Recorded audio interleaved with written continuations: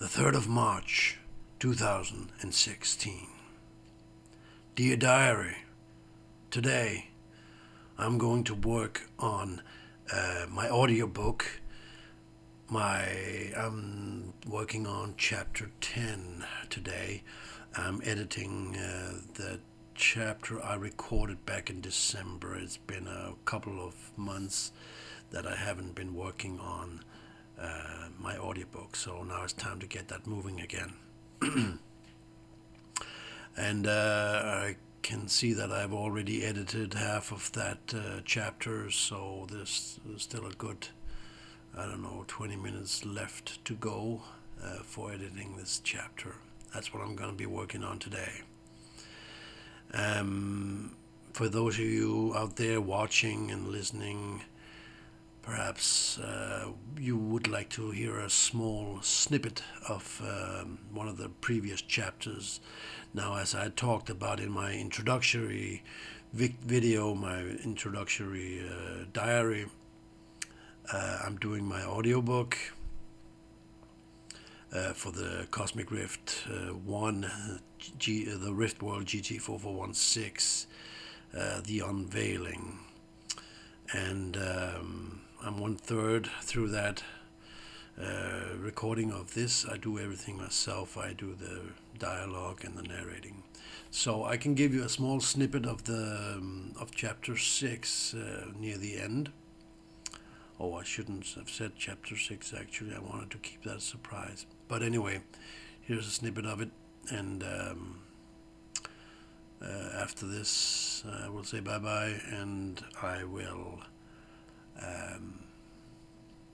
talk to you next time.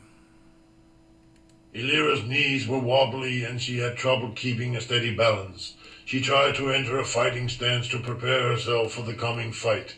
She could hear a high-pitched sound as if something electronic was charging and was nearly ready. Her vision cleared a little and she could now make out the three figures more clearly.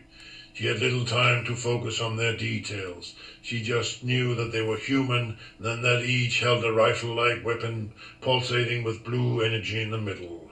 The high-pitched sound came from the rifles in each of the three people's hands.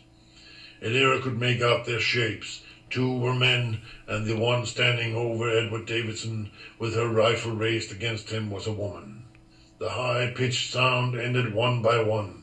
Elira finally recognized the weapons in their hands for what they were: electro-tranquilizers. That meant they wanted their victims alive, a realization that offered her little comfort, not knowing what might ensue. Whatever it was, she doubted it would be pleasant. One of the men stepped towards Elira and raised his weapon and pointed it at her. He pulled the trigger and another blue bolt of electricity shot out and struck Elira in the chest. They were standing only 2 meters apart, and the force of the blast lifted Elira off of her feet and sent her flying backwards. She landed 1 meter away, and everything went dark as her body went limp. Base, this is Baron. The man who had shot Elira spoke into a communicator that was strapped to his head. We got her.